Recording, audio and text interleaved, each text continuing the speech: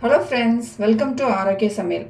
நம்ம இன்றைக்கி ஈவினிங் டைமில் டீ போடுற டைமில் எப்படி நம்ம வீட்டில் இருக்கக்கூடிய பொருட்களை வச்சு குயிக்காக ஒரு ஈவினிங் ஸ்நாக்ஸ் பண்ணலாம் அப்படிங்கிறத தான் பார்க்க போகிறோம். வாங்க எப்படி செய்யலான்னு பார்த்துடலாம்.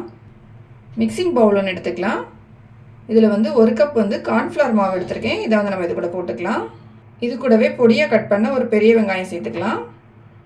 கொஞ்சமாக கட் பண்ண கருவேப்பிலை எடுத்திருக்கேன். அதையும் நம்ம இது கூட போட்டுக்கலாம். ஒரு பச்சை மிளகாய் பொடியாக கட் பண்ணி வச்சுருக்கேன். அதையும் நம்ம இது கூட போட்டுடலாம்.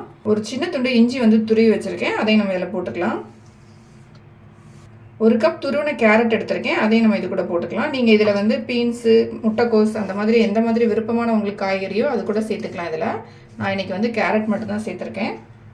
தேவையான அளவு உப்பு சேர்த்துக்கலாம். கொஞ்சமாக பேக்கிங் சோடா எடுத்திருக்கேன். இதையும் நம்ம இது கூட போட்டுக்கலாம். 1/2 டீஸ்பூன் அளவுக்கு தனி மிளகாத்தூள் எடுத்திருக்கேன். இதையும் நான் இது கூட போட்டுக்க போகிறேன். நம்ம பச்சை மிளகாவும் சேர்த்துருக்கோம். அதனால் நீங்கள் காரத்துக்கு தக்கன மிளகாத்தூள் சேர்த்துக்கோங்க. கை வச்சு இது எல்லாத்தையும் நல்லா மிக்ஸ் பண்ணிடலாம் ஃபஸ்ட்டு. அதுக்கப்புறமா நம்ம தண்ணி சேர்த்து மிக்ஸ் பண்ணிக்கலாம். இதில் நம்ம வேறு எந்த மாவுமே சேர்க்க போகிறதில்ல. இந்த கார்ன்ஃப்ளவர் மாவு மட்டும் வச்சு தான் நம்ம இந்த ஸ்நாக்ஸ் பண்ண போகிறோம். எந்த ஸ்நாக்ஸ் பண்ணாலும் நம்ம கார்ன்ஃப்ளவர் இல்லைன்னா அரிசி மாவு சேர்த்து பண்ணுவோம். நல்லா கிறிஸ்பியாக இருக்கணும்னு. ஃபுல்லாகவே கார்ன்ஃப்ளவர் மாவு வச்சு தான் செய்ய போகிறோம். அதனால ஸ்நாக்ஸ் அவ்வளோ கிறிஸ்பியாகவும் சூப்பராகவும் இருக்கும். இப்போ எல்லாத்தையுமே மிக்ஸ் பண்ணிட்டேன். இப்போ நம்ம தண்ணி சேர்த்து மிக்ஸ் பண்ணிக்கலாம்.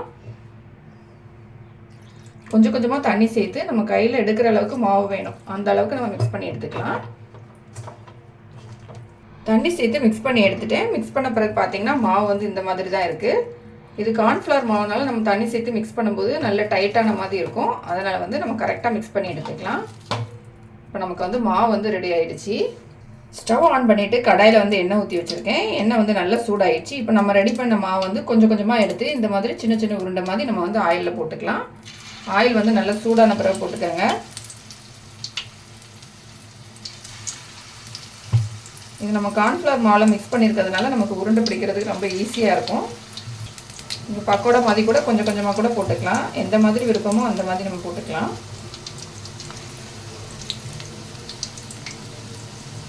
நான் இப்போ போட்டுட்டேன். நம்ம இன்னொரு பக்கம் திருப்பி விட்டுக்கலாம்.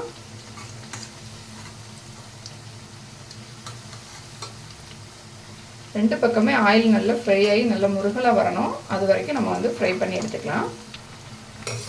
எல்லா பக்கமே ஆயிலில் நல்லா ஃப்ரை ஆகிடுச்சு. நல்லா முருகல் ஆகிடுச்சு பாருங்கள். நம்ம எடுத்துடலாம். இப்போ ரொம்ப சிம்பிளாகவும் நம்ம குயிக்காகவும் இந்த ஸ்நாக்ஸ் ரெடி பண்ணிடலாம்.